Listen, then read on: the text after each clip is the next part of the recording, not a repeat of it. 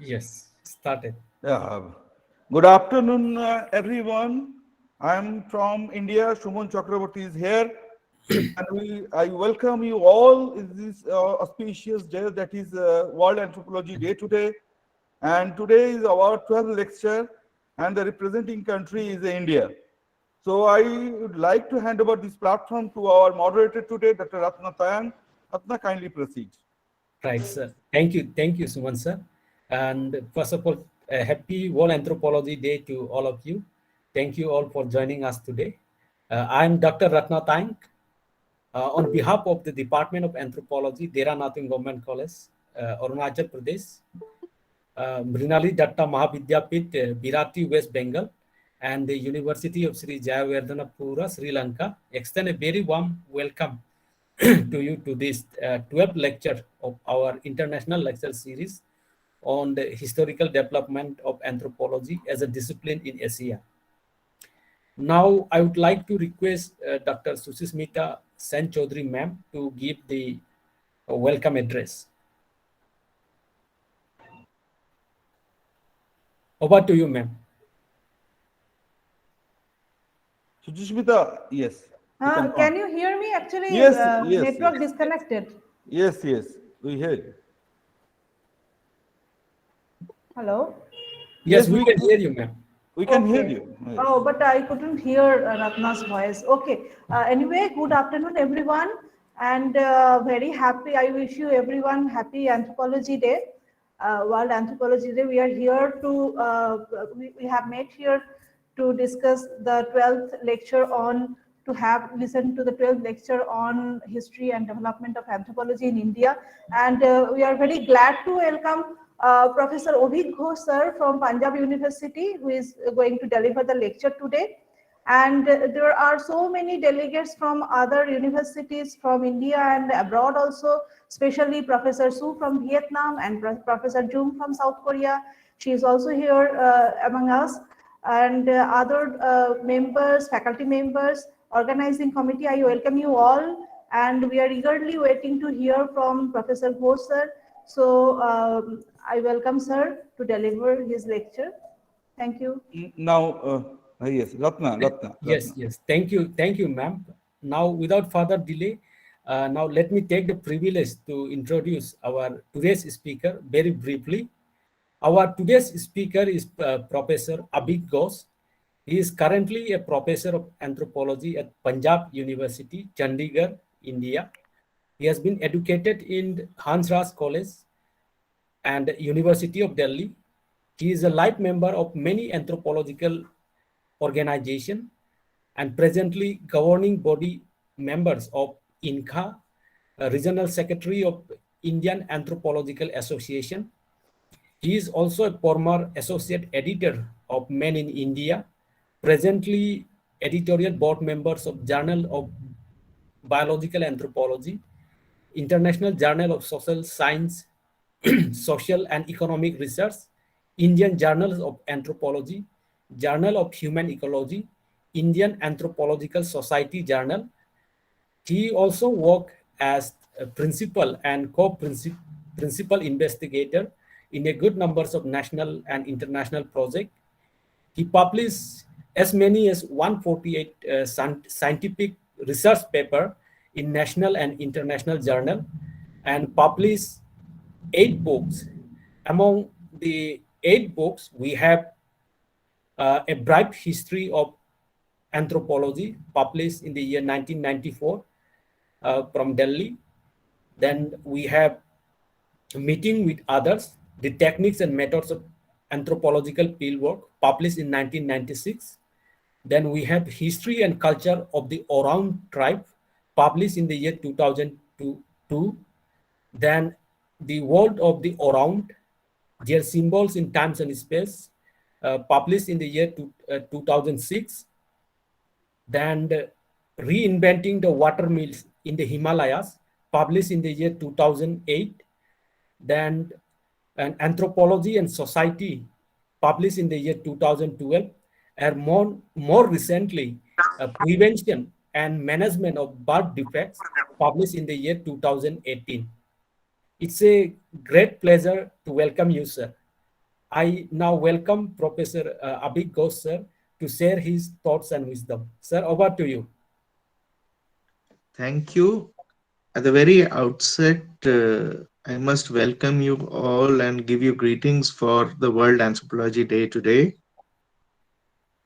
Also, I wish to thank the organizers of the three different institutes who have decided to invite me. And I'm very glad to be in this forum. I'm also very, very happy that they're doing this kind of a series, which is very, very important. One of the stages, and which I shall talk about soon, that we are in today is about self reflection. And self reflection not only of ourselves, but self reflection about our discipline and our position in it. And this is exactly the kind of forum that is doing this kind of a job. It is no surprise, perhaps, that anthropology needed to develop to a certain stage in India before this kind of self reflection begins to take place, where anthropology as a discipline came up earlier. This, this phase of self reflection and finding out the historical context of their own anthropology had already begun. But it took some time before it became a full fledged uh, sub-discipline in its own right. I think right now that is the stage in which it has come to, and I shall discuss this point much more. So let me begin by stating that we often do not count the various Indian publications from the past, and that is our colonialist heritage, because they began with themselves and the work that they did. They included Indian people to do the study in these areas that and the communities that they studied. We also know from many other people like Bernard Magubane or Talal Asad and many others that there was a incentive to study different communities because people needed to rule. And to rule, they needed to understand these communities and their background. They also needed to understand them and their occupations in order to tax them. So, information about communities was required by the colonial powers, and anthropology really came into its own as a part of that. So, this is the dirty underbelly of anthropology. But just by saying that this is our history does not define all of what we are. Today, the anthropology that has developed in nationalist and other settings is very, very different from this colonialist past. And this differentiation of anthropology from its roots began right in the beginning.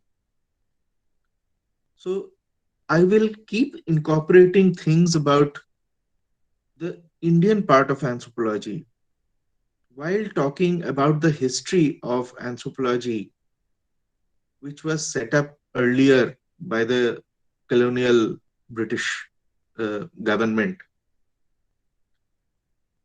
Manu's Dharma Shastra, which was written in 2nd and or to 3rd century BC, comprehensively studied Indian society of that period, based more on the morals and norms of social and economic life. And I'm just giving a basic sensitization areas that these are some of the works.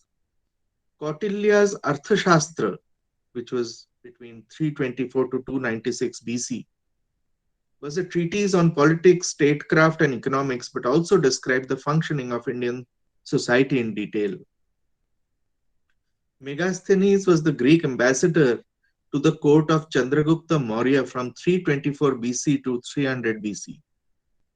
He also wrote a book on the structure and customs of Indian society. Al-Biruni's accounts of India are famous. He was a Persian scholar who visited India and wrote a book about it in 1030 AD.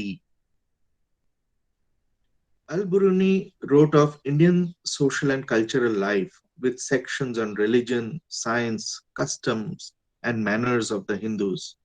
In the 17th century, Bernier came from France to India and wrote a book on the life and times of the Mughal emperors, Shah Jahan and Aurangzeb, their life and times. So these works were there. There were so many other works also, but they did not become part of a unified discipline called anthropology, which was taught separately. They were taught as part of knowledge and the learning. Often it was noted that people who had, knowledge of these people should be learned by the kings of that time. So the kings were taught this knowledge, and of course, by specialists who had written these things down, especially the Brahminical society. Now, this gave a particular and peculiar slant to the knowledge that was there. The knowledge that was codified was by a particular group of people. They missed out quite a lot more because they felt that this was what society and life was all about when you present it to others. It is with anthropology that we learn to present this data from a different perspective and from multiple perspectives at that. And we are still growing into that kind of a idea today. So, anthropology beginning as a colonial handmaiden is a phrase we have heard many times. Yes, it is absolutely true. But in that murky past, when the colonials needed this knowledge to spy on the communities, to tax these communities, is in our past. Yes, this is the past from which we began. But it is, as I said, not the whole story. The whole story is that the colonial masters needed Indians with knowledge to help them put together these records. Mind you, they did an excellent job. Even today, if we look at those records, there's nothing to compare with them. When anthropologists study them, we still find data of relevance within these difficult works that were brought out during that period. This small number of Indian anthropologists who were trained in studying communities by the British and who were often acknowledged, sometimes in small print in the books that they wrote, were actually the backbone of the research into communities because they were the ones who knew the language of the local people. They assisted their masters to write these huge numbers of volumes for each zone, the tribes and castes of northwestern India, the tribes and castes of southern India, the tribes and castes of central India, and so on and so forth. So we have these early gazetteers, these early writings, these early census records, which studied a large number of things and a large number of communities and their details. Much later, when one of the early anthropologists from India, Rai Bahadur Sharat Chandra Roy, began his work, he wrote his books on Mundas and the Oraons. He fought for the rights of the tribals in British courts and in the parliament, and he gained respect from both sides, the tribals as well as the Britishers, for his knowledge. Eventually, I don't know if you know it, but I've actually seen these documents. The 1901 and the 1911 census papers, with the entire fieldwork data that was collected by local uh, well assistants, Indian assistants, those written documents were sent to him in huge trunks, which remained in his house until the death of his youngest daughter some years back. Now, he used these documents to understand different communities and societies around India, and he was meant to. They gave him one of the copies of this entire field data from all over India. This was the kind of respect the Britishers also showed to some Indians. And we must understand not only the policy of the British government, which is often seen as being monolithic and of one kind, as being very nuanced. Different people had different attitudes and approaches to people, to communities, to Indians working within them.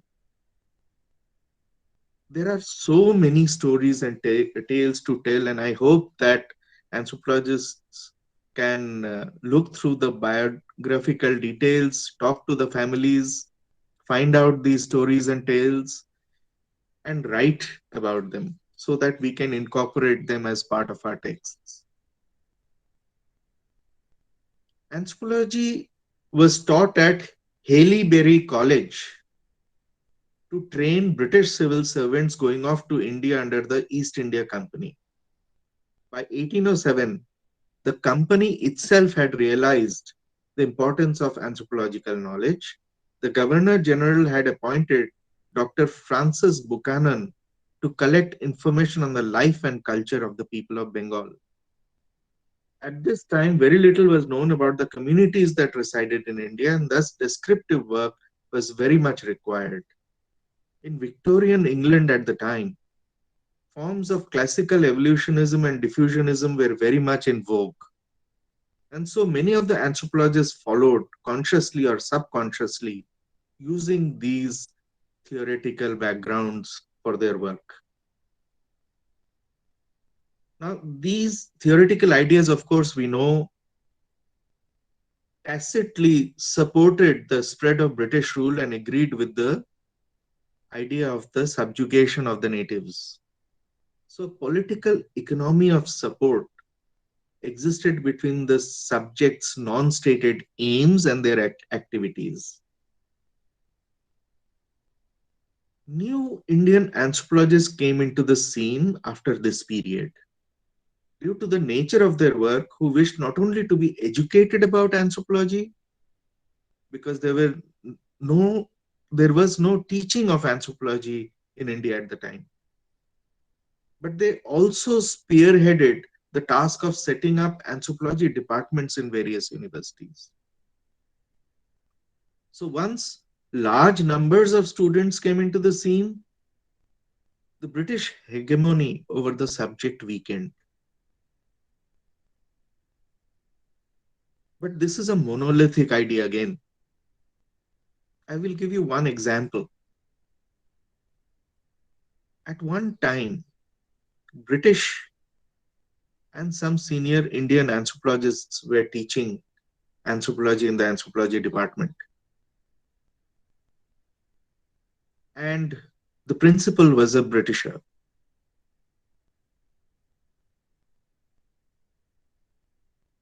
Once one of the faculty members came to him with a complaint.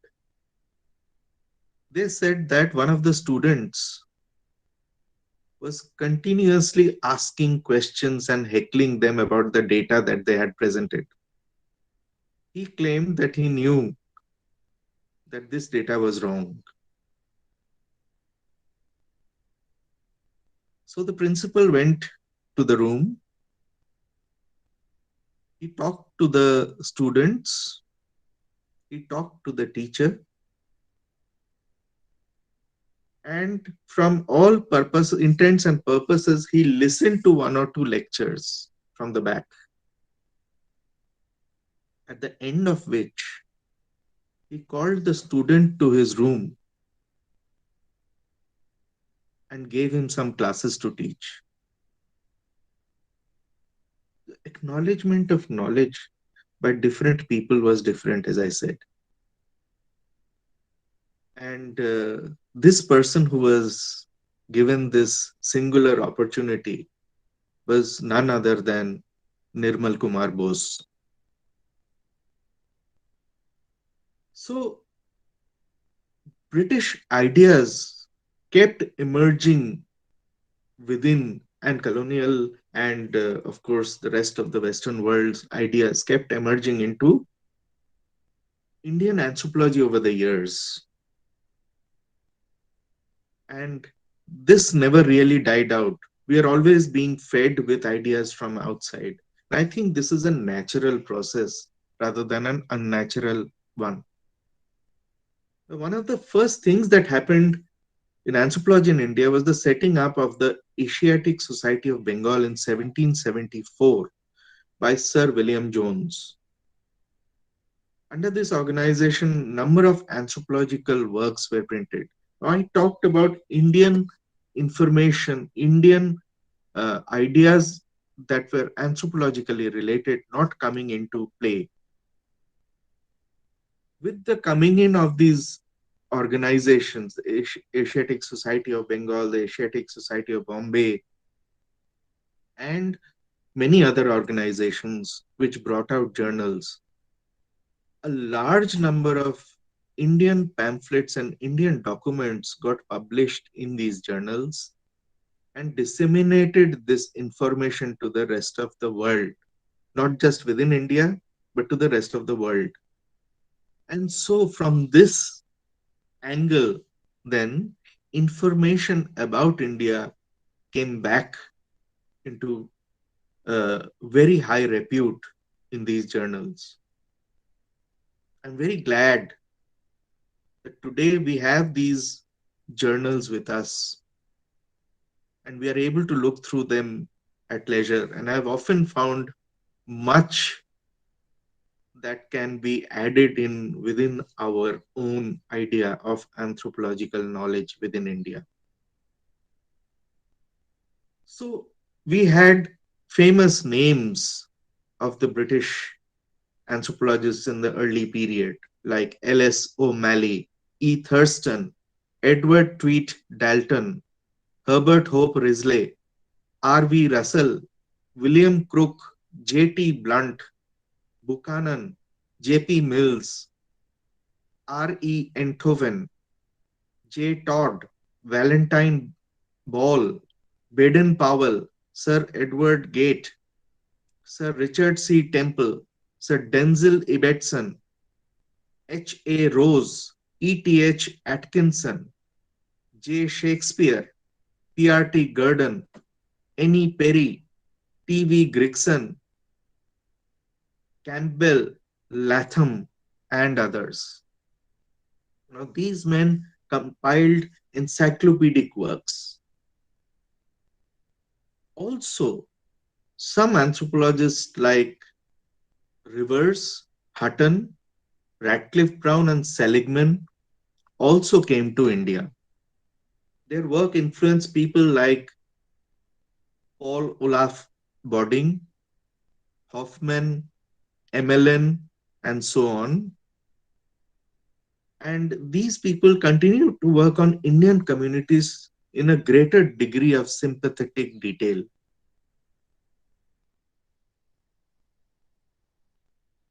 Now, these anthropologists influenced others and they also started working in anthropology. Such Indian anthropologists who wrote of the cultures that they knew to begin with.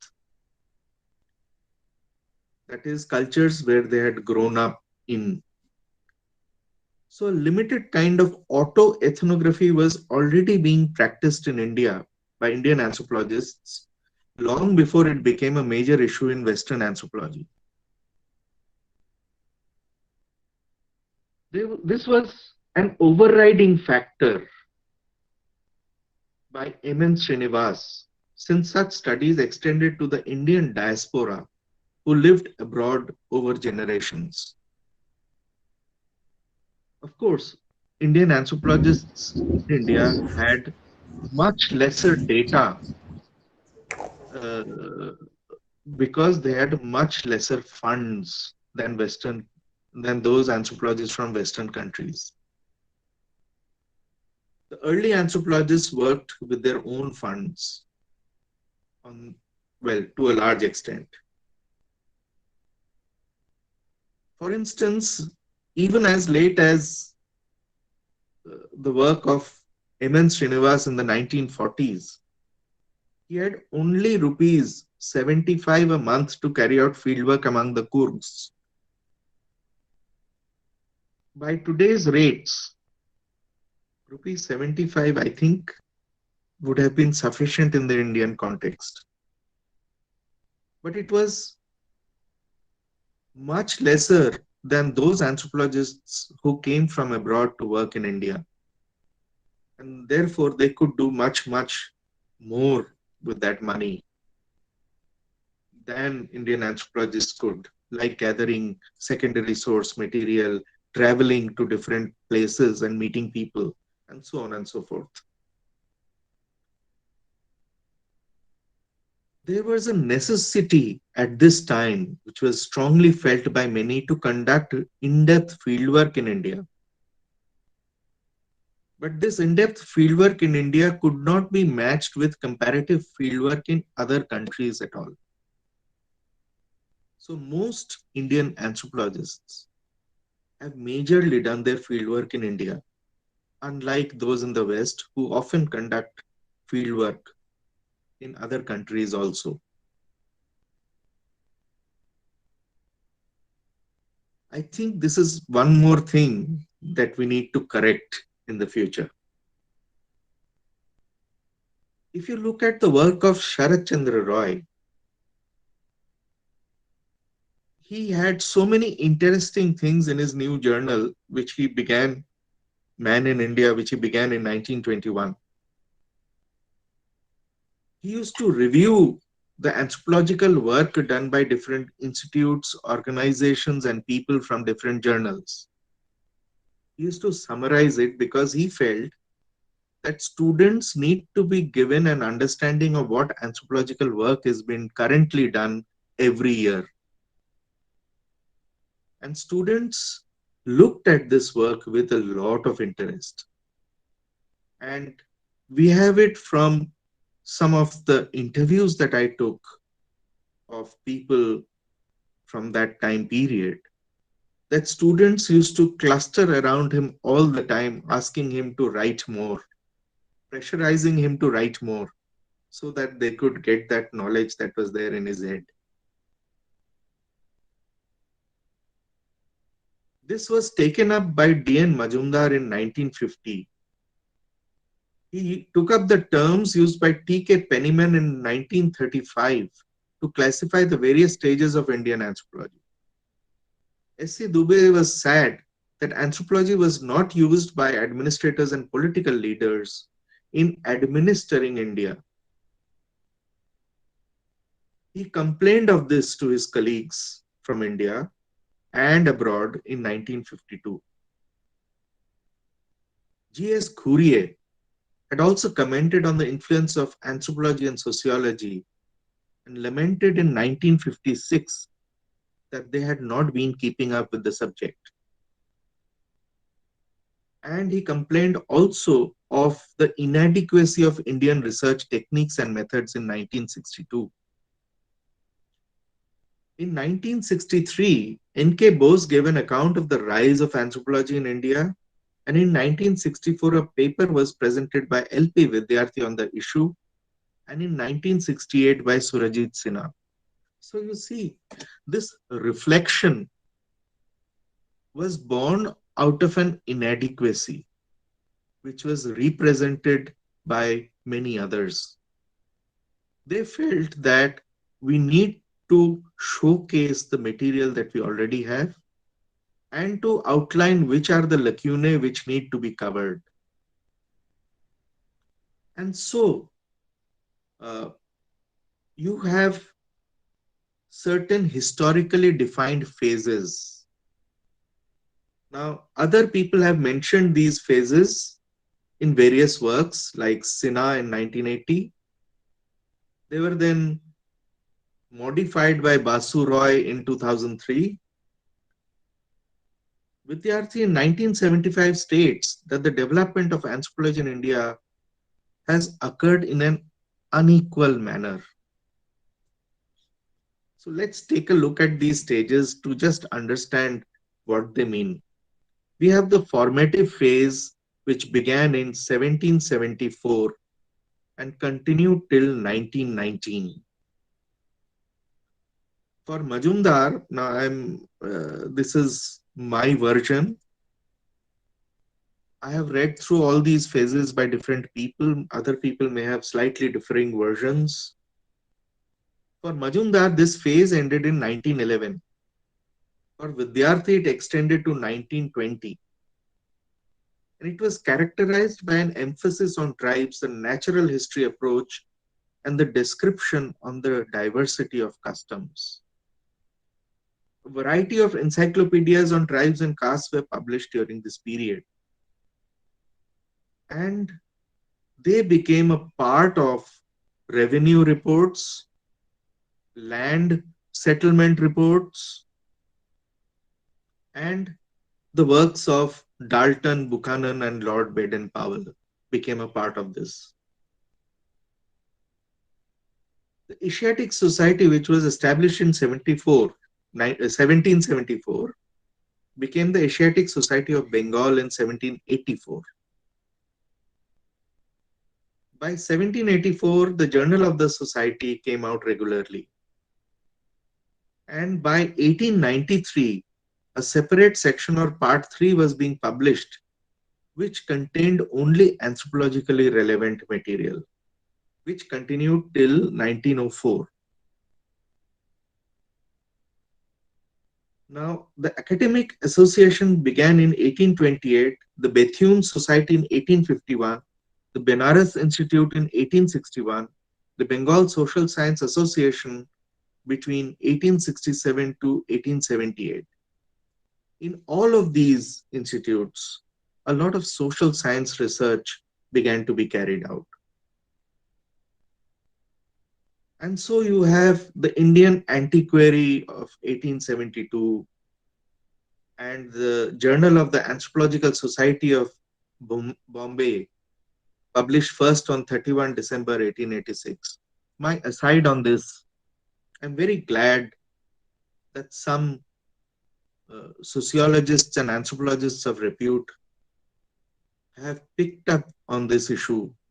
They have republished the papers in these journals, the Anthropological Society of Bombay journals, in 4 different books so far. And I hope this trend continues. Now, this Anthropological Society journal was first published in 1886 by Edward Terrell Leith. And the first Anthropological Society in India was formed through a meeting on 7th April 1886 at Apollo Street, Mumbai. T.H. Huxley, E.B. Tyler, and Sir James Fraser were honorary members. It continued in a room in the Bombay Asiatic Society offices, and some grants were occasionally made available to it. So many well-known anthropologists from India became a part of it. You had the work of H.H. Risley, Herbert Hope Risley, from 1891, and he was famous as the head of census operations in India. This period resulted in the People of India. He developed a wing in the census operations that was devoted to ethnographic survey in 1905. After independence in 1947, a social studies division was added to the office of the Registrar General of India. Now, you had other people like Dadabhai Naroji, G.K. Gokhale, R.C. Dutt, N.G. Ranade, Raja Rammohan Roy, K.C. Sen, Ramakrishna Paramhans, and Swami Vivekananda. Many of them formed a part of what we call the Bengal Renaissance. And this Bengal Renaissance pulled in this data from different places. They emphasized a lot on the work of Indians and the Indian communities. Their work and their lives have infected and affected the works of many social scientists and anthropologists from India. You will see quotations from all of these people in their works.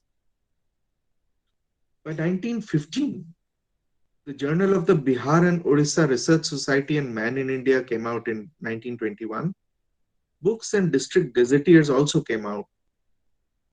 They gained a sort of a public interest. The Mythic Society of Bangalore was also publishing a journal at this time. And with F. Geddes as its head, a department of sociology opened in Mumbai in 1919. So now we have the constructive phase from 1920 to 1949. And here people started building up things, building up of anthropology departments across India, one by one. The work of different very famous, very well-known anthropologists, not only in social anthropology, but also in physical anthropology, in the development of ideas relating to prehistoric archaeology, were also developed, not only from Calcutta University, of course, to begin with, it was Calcutta University, but also other universities around the country. In 1947, anthropology came out in the Department of Anthropology, University of Delhi, 1950 in Lucknow, 1952 in Guwahati, and so on and so forth. Many monographs were written. There was a focus on kinship and functional studies now. And American diffusionist school also had a very big impact during this period. Though missionaries were often from the Austro-German diffusionist school, their impact on Indian anthropology was much less. There was a lot of study on applied aspects, like the condition of industrial laborers, the future of aborigines, the impact of famine on Bengal society. Things that we are beginning to do today were actually started a long time back as a starter, but then people have really begun to take up these issues. There was also studies of Indian cities, and N.K. Bose and others published them in, of all places, Scientific American and Science.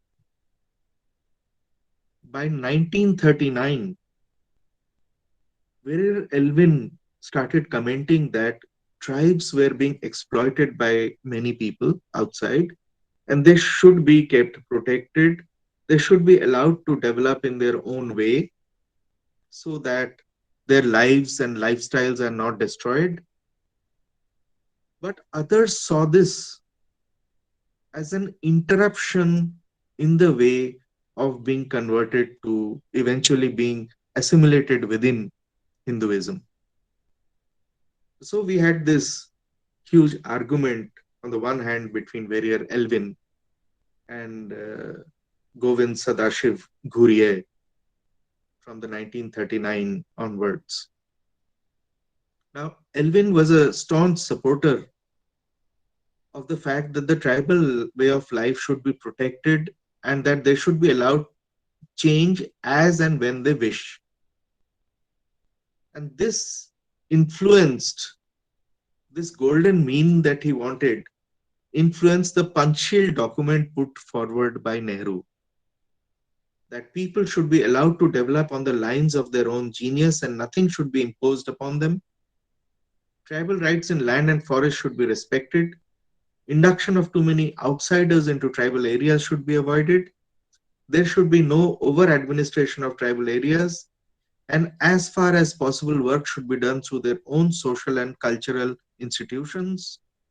The result should be judged not by the amount of money spent, but by the quality of human character that has evolved.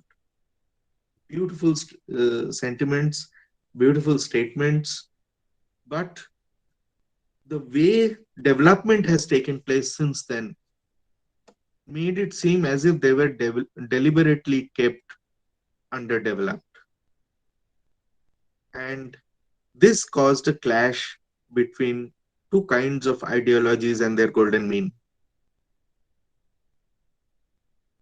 The third phase is the analytical period, 1950 to 1990. During this period, a lot of people came from abroad to study in India.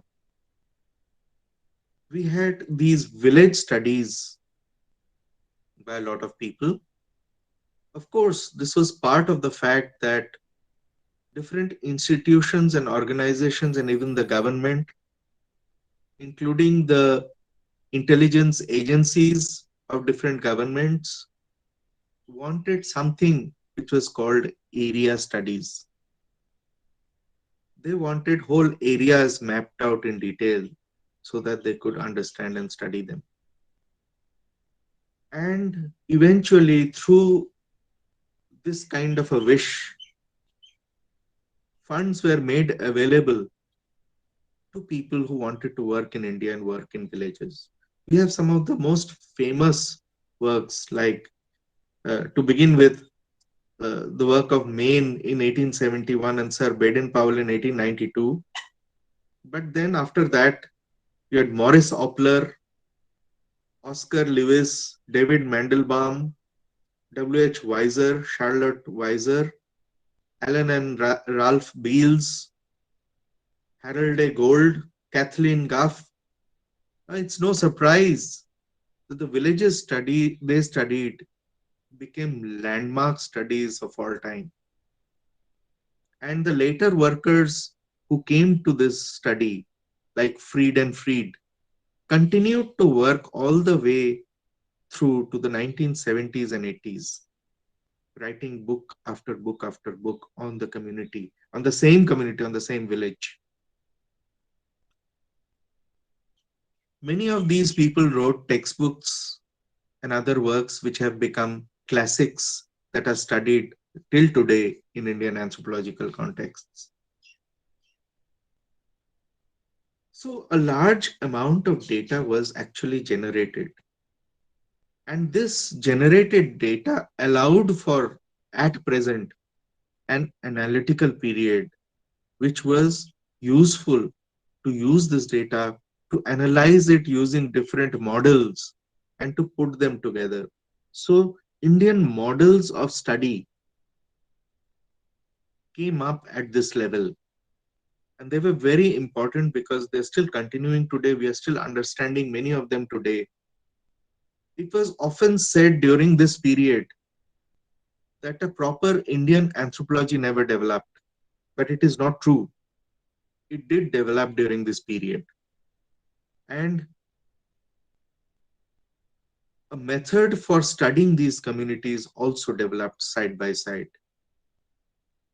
Mind you, many of these theoretical perspectives were actually classificatory. That is, they classified field data into slots and put them there so that they could be used for further analysis eventually. And this is the level at which many of the theories stayed. But there was also a push in other areas. There was a push to understand the physique and physiology of Indians, their adaptations.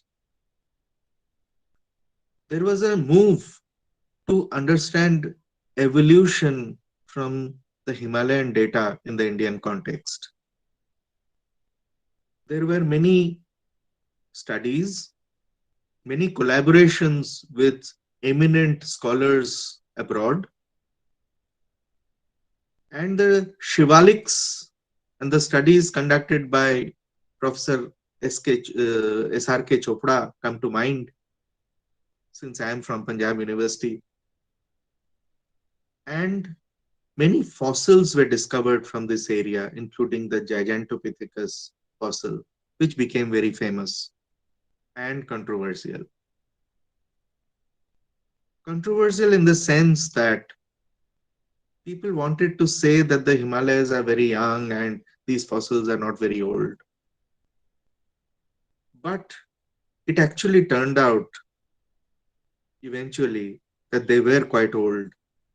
And the push to make see fossils as the fossils that one discovers as being the oldest was not only there among the Leakeys, but also among the Indian fossil hunters.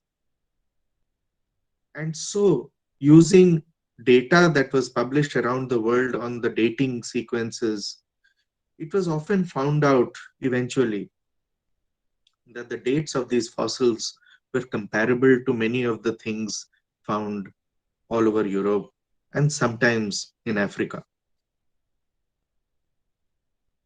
So, in spite of these influences from American anthropologists who came to India to study villages, the influence of British anthropology on Indian anthropologists continued to be very important.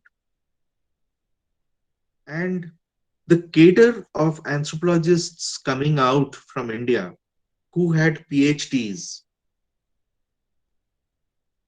became a very significant force in the teaching and research in India about anthropology. Influences from Redfield were coupled with those of Levi-Strauss, Dumont, Leach, and Radcliffe Brown.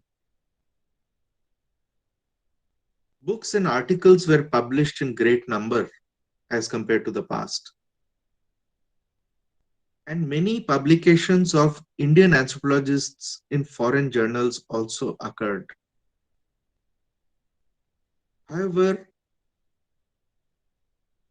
a constructive trend in grand theorizing seemed to be missing.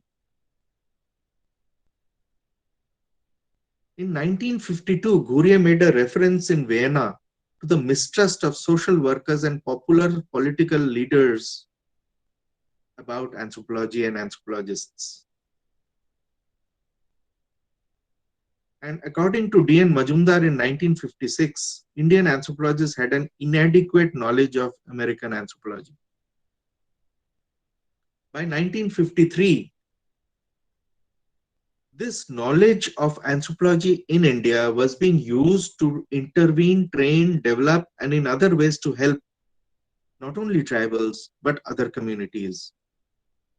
It became an integral part of a lot of teaching and a lot of knowledge by the administrators. In fact, from that time till now, anthropology has grown as a subject being taken up by the Indian Administrative Service aspirants.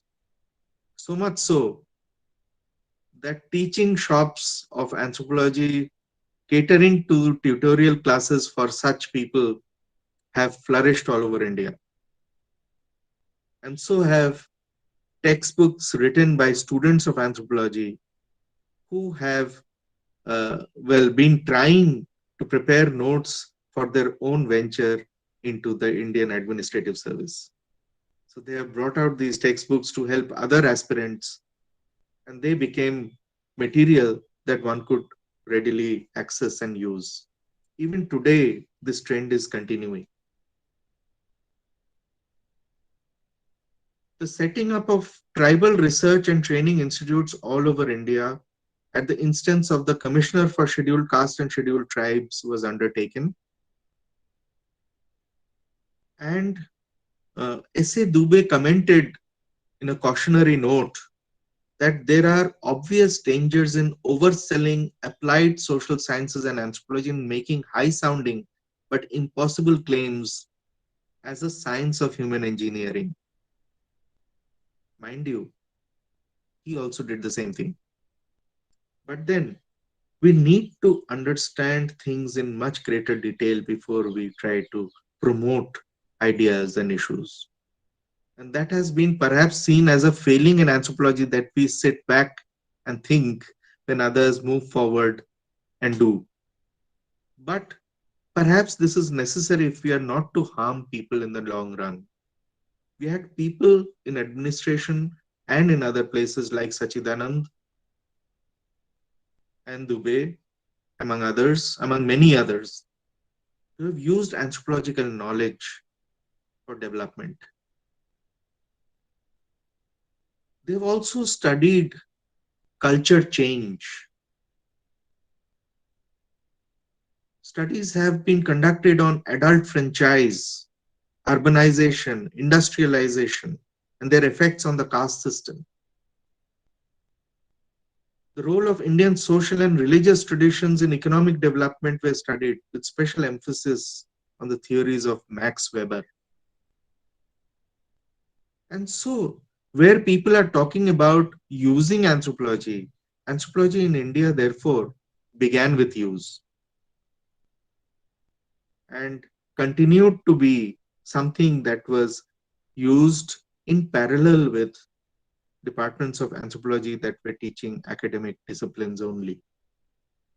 So we had many different issues and things. I don't have the time, I think, to continue with all of those, but you had different museums developed in anthropology. And these museums gave information not only to students of anthropology, but to the public at large about the data collected through anthropology. Now, at the Indian Science Congress Association, and I'm very sorry that it has now got a smaller part. Uh, Earlier, it was a much larger part as it was a separate discipline. The Council of, that is CSIR, NISCARE, Indian Council of Medical Research, ICSSR, and the Planning Commission were all areas where anthropology was funded and anthropology was recognized. The IIM at Kolkata, as well as the Administrative Staff College at Hyderabad, Udaipur, and other areas used anthropologists. So professional anthropologists in different institutions was a hallmark even by the 1970s. Now, by 1979, 8,420 social science periodicals were in print in India.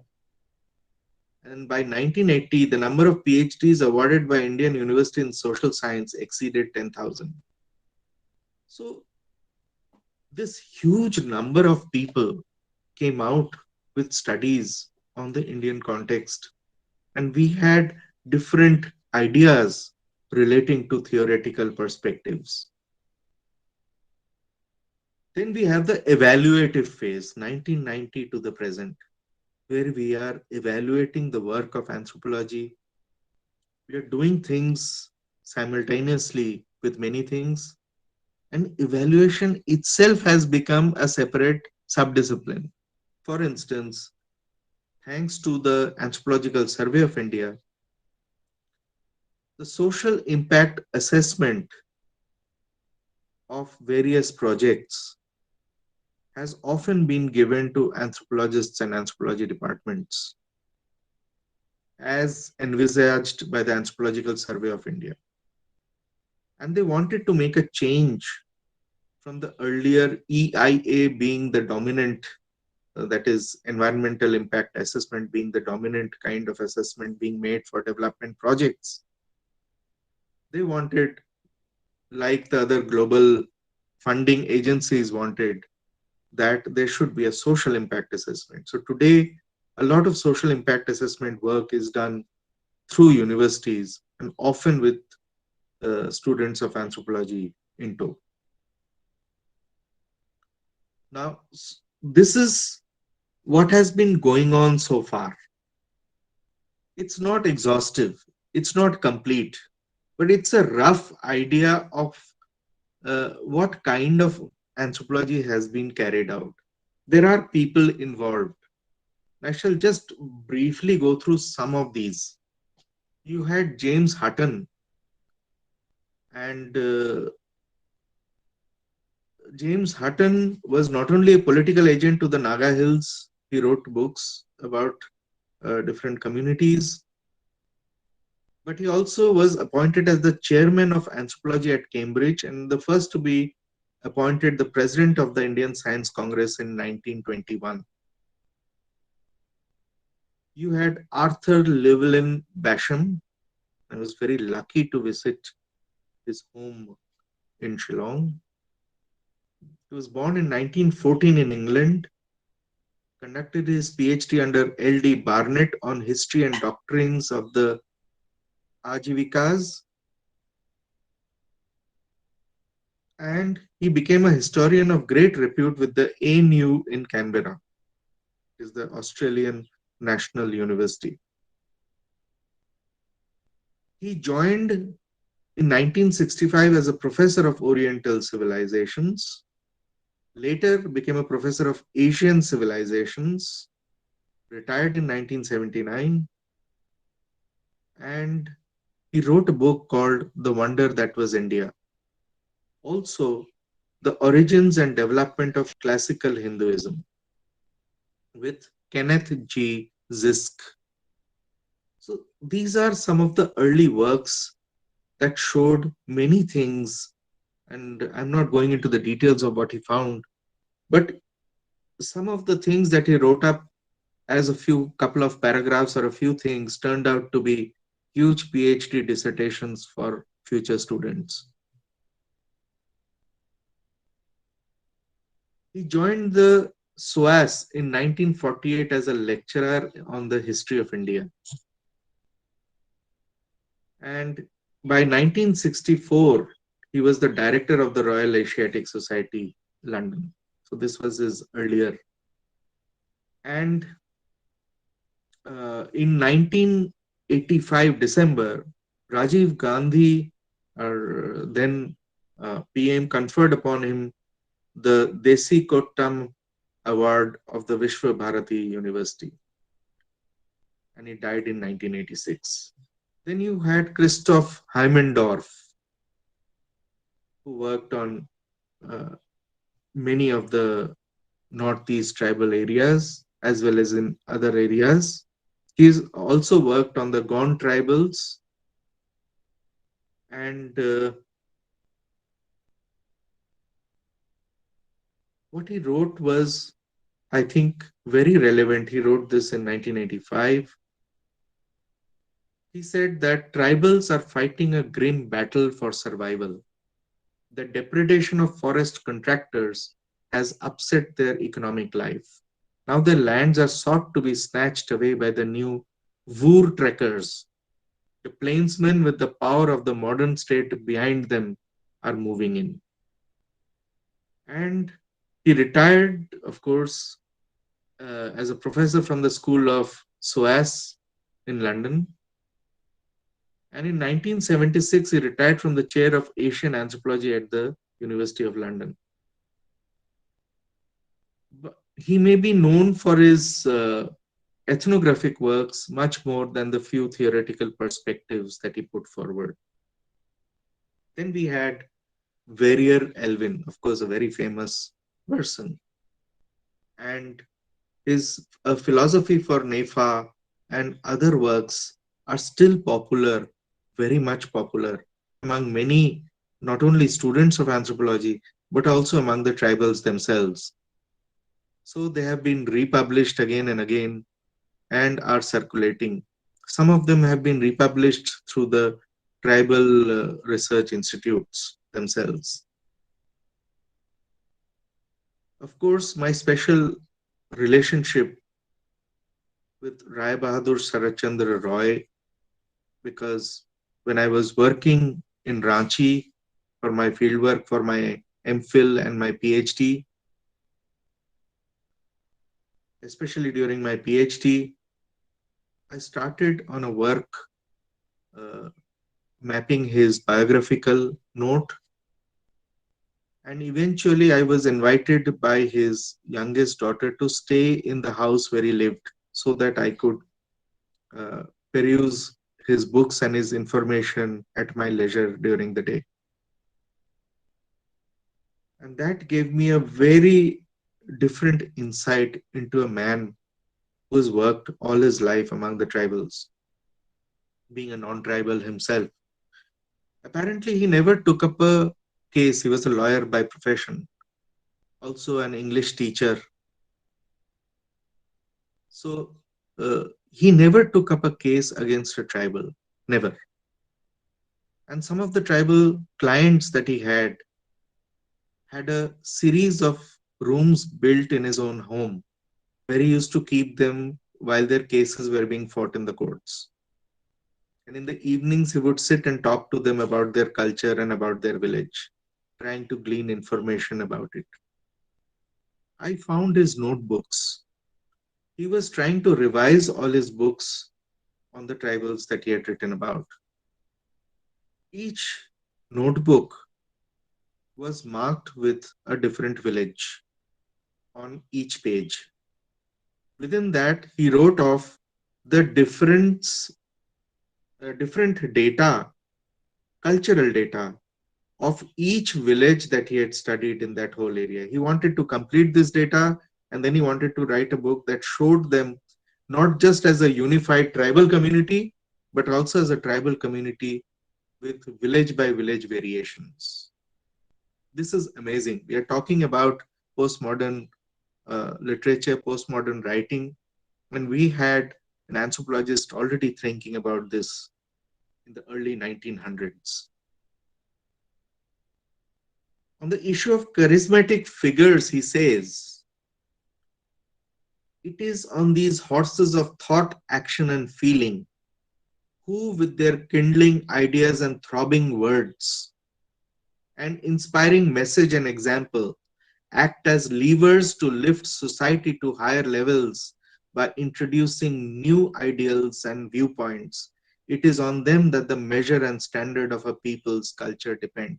And I think, very much strongly think, that he was thinking of charismatic figures and leaders who led revolutions among the tribes. So, well, I could say much about Roy, but I'm not going to. Then you had B.S. Guha. I know that uh, Guha had a very big influence. Now, let's take a look at Roy and Guha. Roy, in the latter part of his life, wanted to do a much more complete work than he had been able to do earlier. His earlier works were all about social anthropology.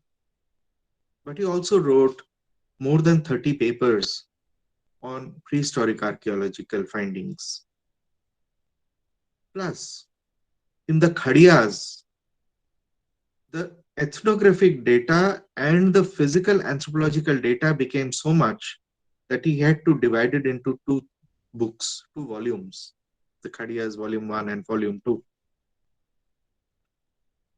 His son, Ramesh Chandra Roy, helped him with the collection and putting together of the data. But even after the data had been collated and put together, he needed some in-depth analysis and to understand how to do it. So he approached the father of statistical analysis in India at the time, P.C. Mahalanobis, who was there at the Indian Statistical Institute, to help him with this data. And therefore, P.C. Mahalanobis actually analyzed the data of the Khadiyas at the time. B.S. Guha, a very dominant personality, a very powerful personality, became a student of anthropology studied natural history, antiquarianism, and primitive tribes, as they were called then. He studied all the branches of anthropology. He got his PhD in 1924 on the racial basis of the caste system and worked under the famous anthropologist E.A. Houghton, R.B. Dixon, and A.M. Tozer. He also worked at the Peabody Museum. And so when he came back to India, he became an anthropologist in the Zoological Survey of India in 1927. In 1931, he was responsible for the census operations. And in 1936, he founded the Indian Anthropological Institute in Calcutta using amateur ethnographers. Eventually, he led people into doing certain kinds of research, especially not only just physical anthropological, but also on various different kinds of research. He also pushed for studies on early art and photography.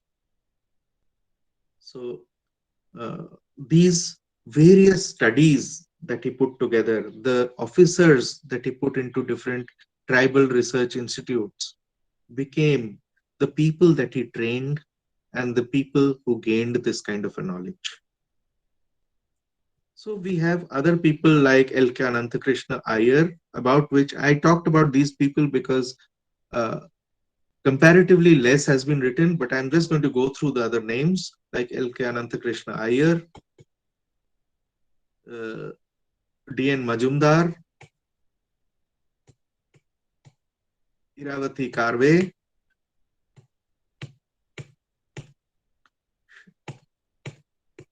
L.P. Vidyarthi,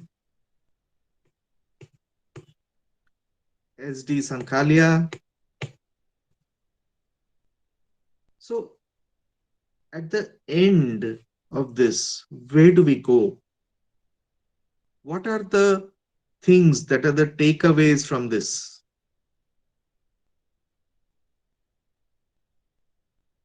Today, we find that Indian anthropology and its past has been repeatedly written up in a number of publications, research papers, not only in India but abroad. And there has been a proliferation of volumes which show that an interest has grown in the past of Indian anthropology and the biographical notes of different anthropologists of the past, and also about well-known anthropologists from the present. So there has been an increase in the number of departments, perhaps not in the way that we feel there should be. Now, we have a whole list, perhaps a list of over 100 anthropologists whose names have already appeared as chapters in these books and volumes. I've made a list of them, but I'm not going to read them out here. We had, as you have understood, so many journals, including Indian Antiquary and Calcutta Review, which gave so much anthropological knowledge of our past. And I think it is because of this knowledge that there has also been a proliferation of local history. And the center where anthropology began in India, that is, I would say, Calcutta, is now full of such organizations, institutes, and people doing local history. They're all over the internet.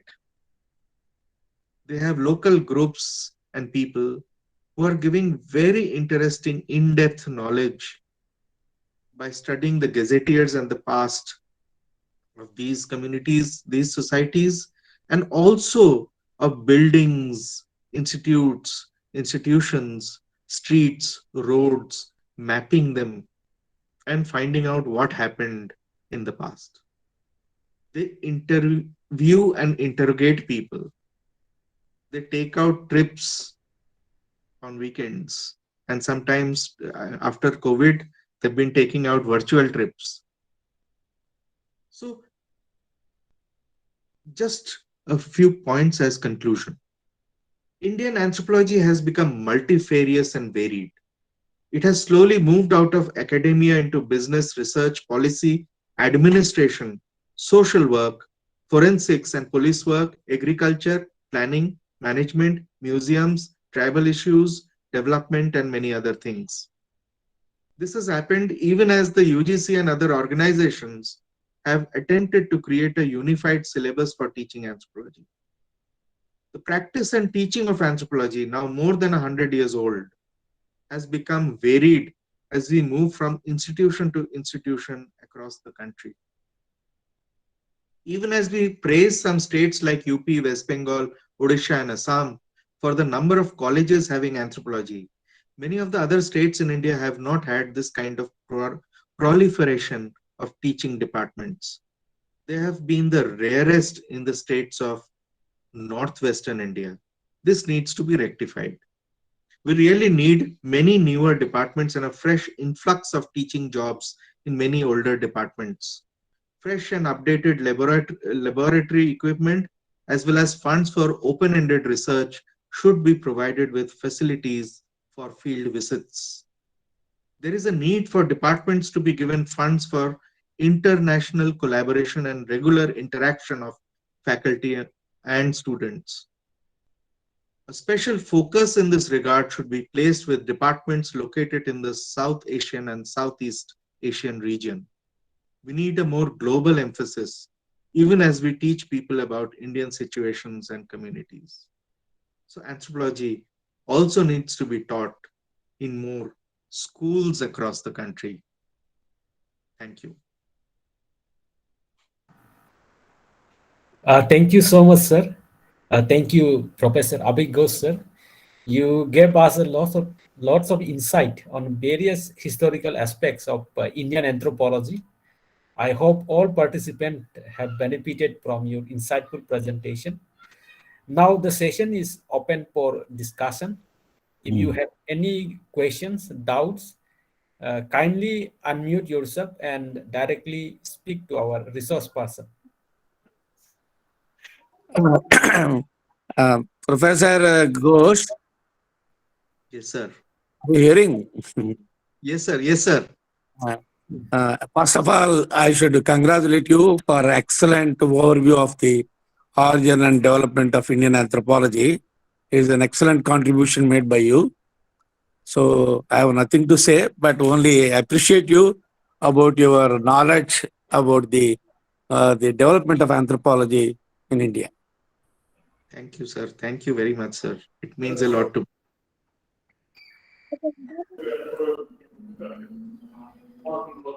Yes, Ratna, any other comments or queries? No any comment in the No, yes. May I request Professor Su? Professor Su, head of the Department of Anthropology, Vietnam National University. Professor Su, are you here?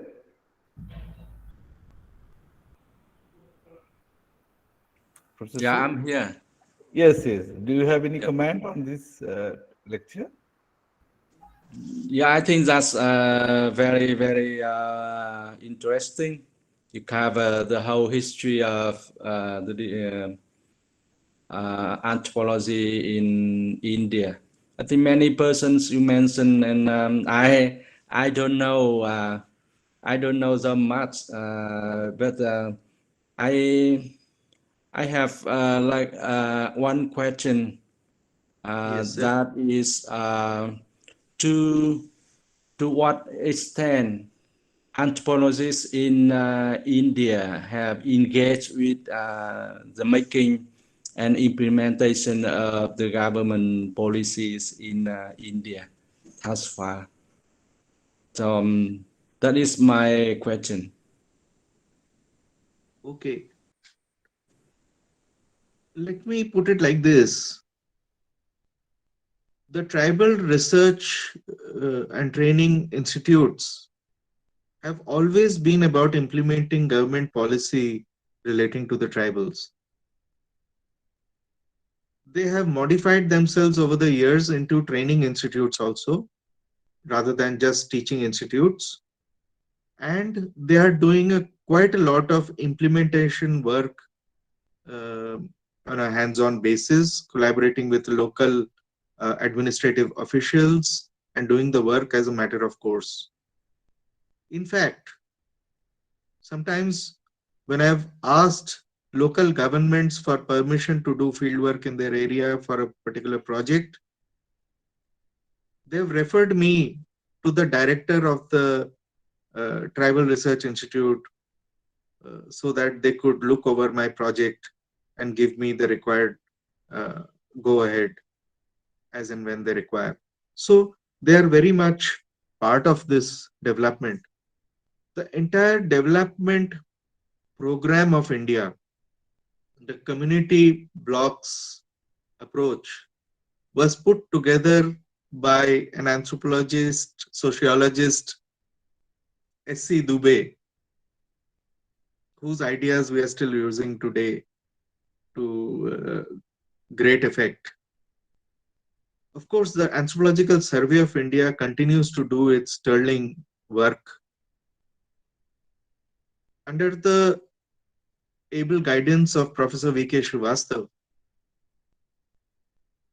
They had begun with the Planning Commission a major work on mapping the nomadic tribal and nomadic and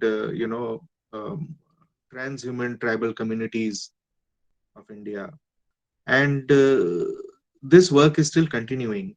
This work is still continuing, and it should be a landmark piece of work of original ethnography that had not been collected for many, many centuries, I think. We needed an update, and this update has not been done for at least 100 years. And I think this update will soon be available and can be accessed not only by us but also by the government for further development programs and projects. So there are many anthropological departments in India who are having direct interaction with local administrative officials and also doing projects with them on various issues, whether it is SIA or whether it is finding out what are the common areas where they can interact regularly, like the University of Hyderabad, and so on and so forth. So I think every department will have something to say about how they are interacting with local government, and they have done projects at least at some time or the other and are continuing to do something more. So this is my overall view. But of course, there are students of anthropology everywhere. Whenever we go to do fieldwork, they say, yes, sir, we are an anthropologist. We have studied anthropology and now we are an administrator. We know you are an anthropologist. So tell us how we can help you. Oh, that's great. Thank you.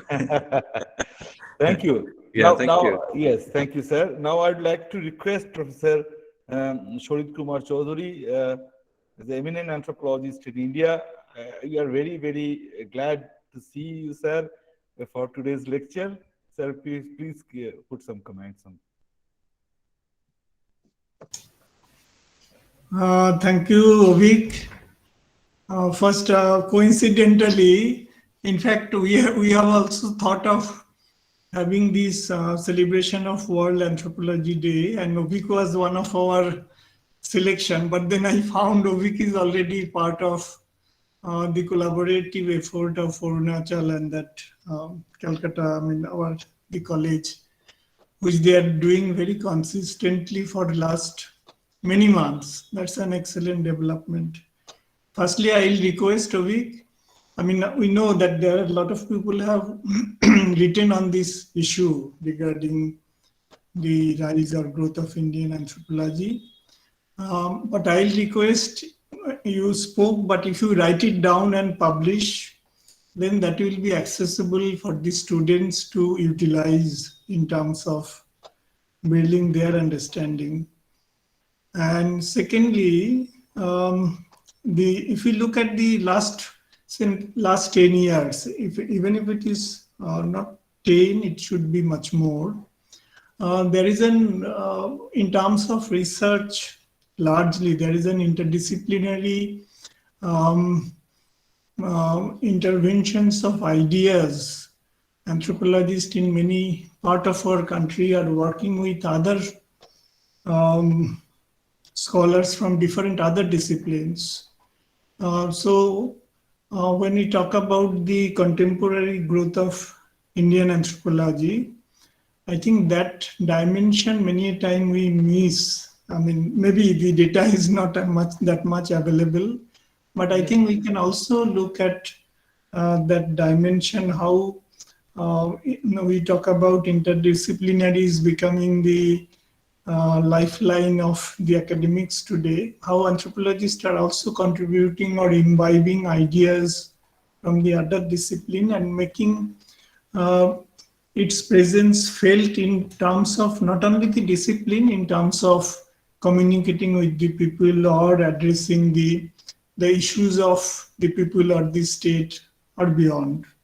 So that kind of understanding, which have a regional implication also, we can perhaps brought into in our contemporary discussion about the Indian anthropology.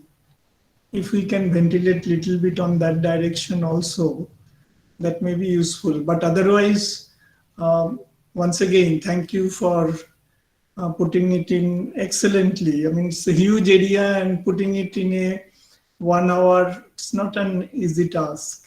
Thank you, Ovik. Thank you, sir, for your comments.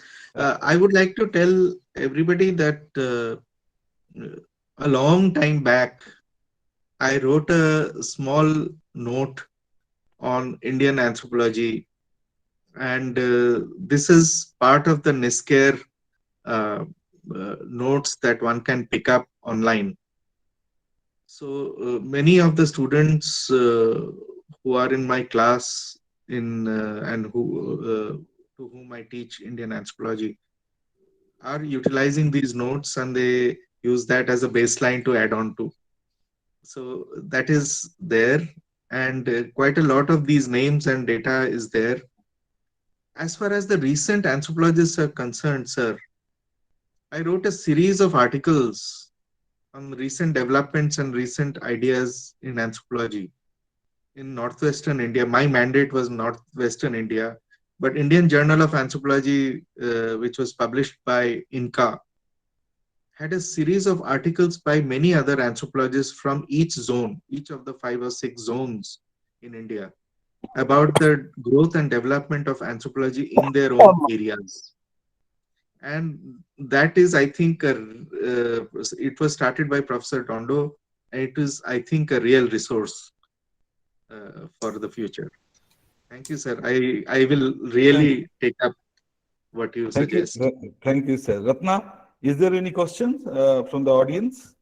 It's look like no questions in the chat box. Okay. So thank you, sir, Professor Obi Ghosh, for delivering the wonderful lecture. Now, I have one queries regarding Absolutely. the history of Indian anthropology, specifically related to the work of the Southeast Asian countries. We know the Professor L.K. Mahapatra and Professor L.K. Mahapatra contribution to work in different Southeast Asian country. Do you have any, do you able to highlight some of the points on that? So that's it. Yeah, he looked at, I think, I have not read everything that he has ever written, but from what I have read, because of my own interest in Jharkhand and the things that impinge on that area, because he worked on some of the same communities in Odisha and other areas around. What I understand is that he was talking about folklore, folk songs, and games, riddles, some of which I also found in very relevant. And he tried to link up these ideas, these concepts, these mythologies, which tells stories and ideas from the rest of the South Asian region. Yes, yes, yes. Thank you. And Yes. these tales show us very much that there was not only perhaps just transfer of ideas, but also perhaps transfer of the people themselves. And we know very well that there has been major migration and through this entire area all through. But I would also like to suggest people from those areas which have come to India as also being one of our anthropological areas which we need to discover.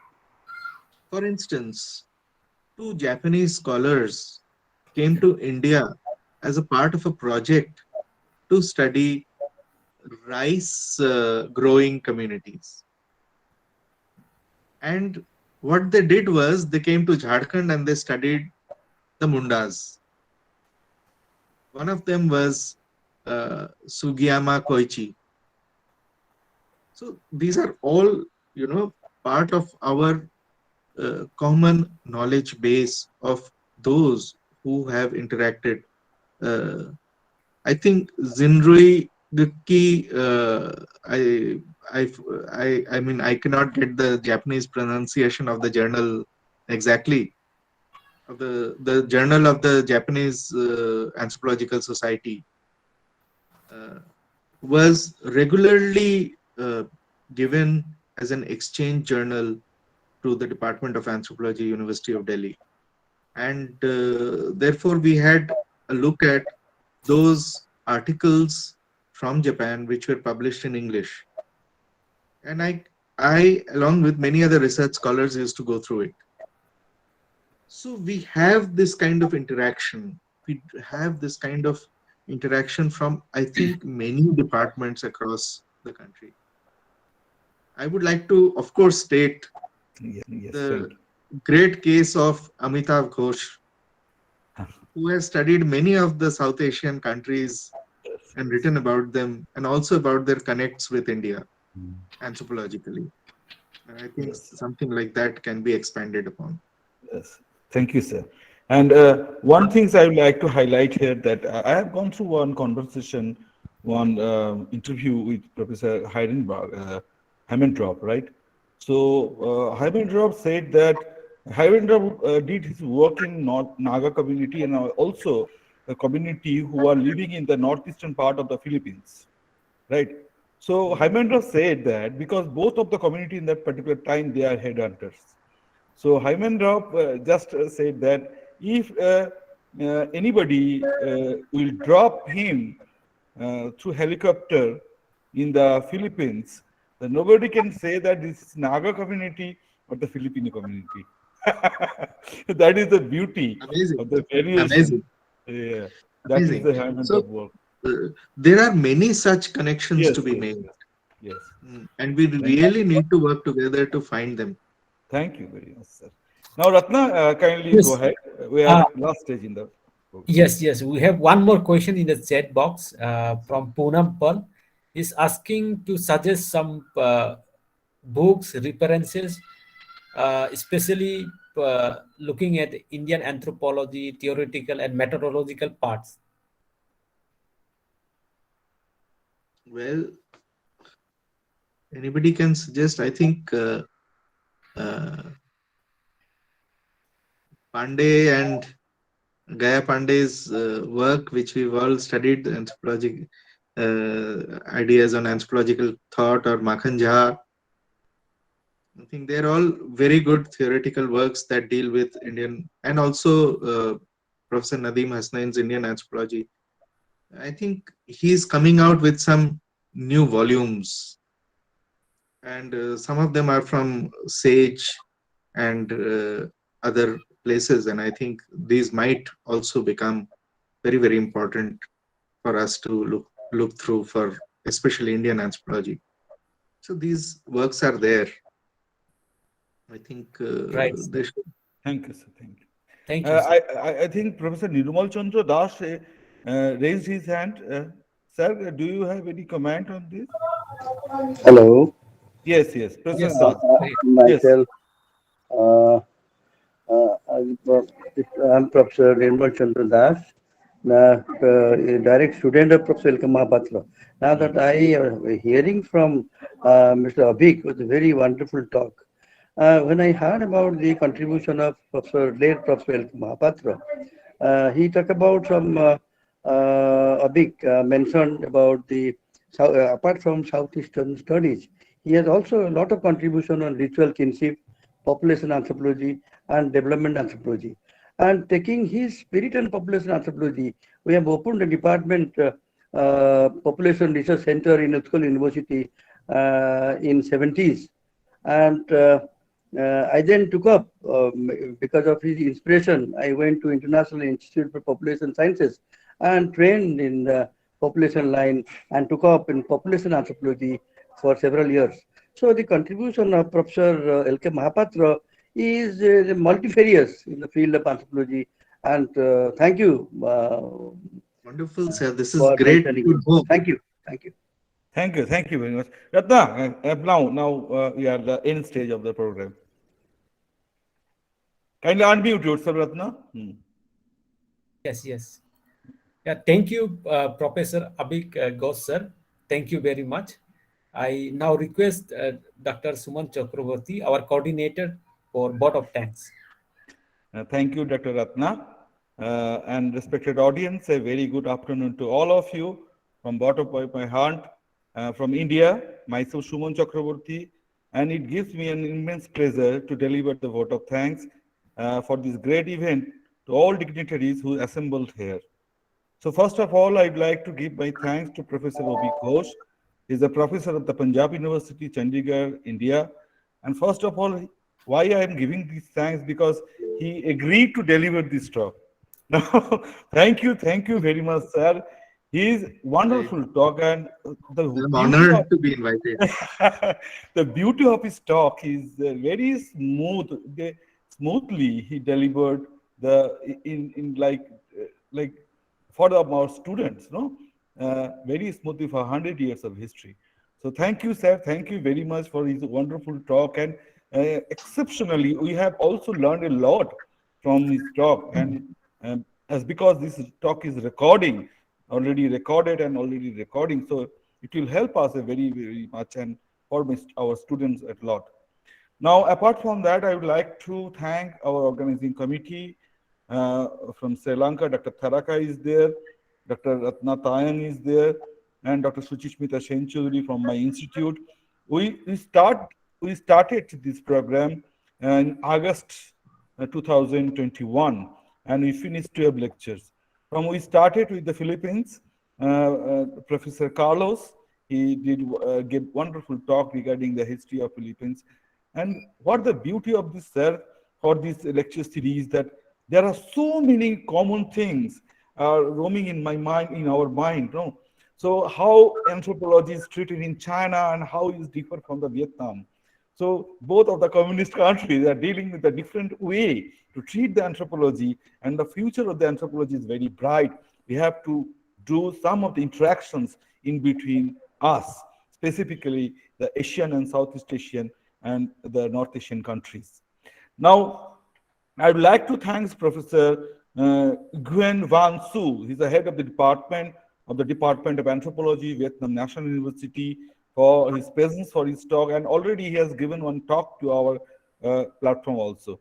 Now, I'd like to thank Professor Zung from Department of Anthropology, Seoul National University, Republic of Korea, for his presence, and the galaxy of anthropologists today is present in this program, right from Professor Sharit Kumar Chaudhary, Professor Amitabh Pandey, Professor Nirmal Chandra Das, Professor Pappa Rao, Professor Indu Talwar, Professor Subhaso Alembe. We are very much delighted, sir. Today, we cross over near about 80 participants initially. So that is one kind of remarkable achievement, because the audience are not coming from only India.